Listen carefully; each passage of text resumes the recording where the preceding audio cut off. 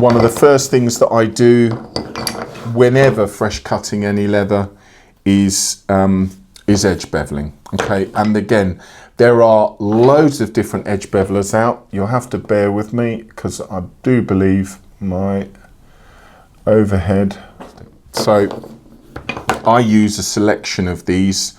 My favourite one is a craft tool ledger. It's got sort of a ski tip top to it, and I'll include some photos in the module because I think we've got a technical issue with the overhead camera. But essentially, for taking the edge off all your leather, I always edge bevel front and back.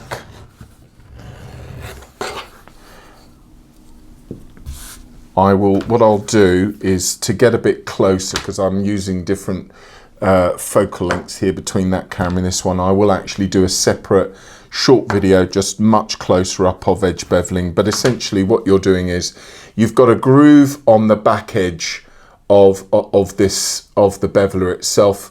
I like this ski tip one, which gives essentially a really beautiful rounded edge, whereas the other version, which I'll show, I'll take some photos as well, will give you a 45 degree angled edge.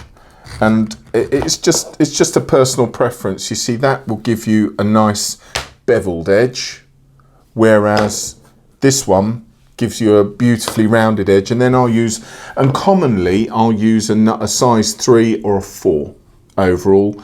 And if I'm going to do thinner leathers, I'd probably go down to a 2. And this is a number 2.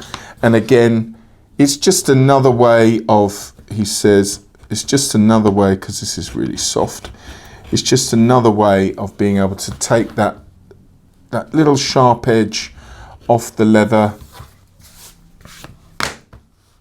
so you've got that finish absolutely perfect.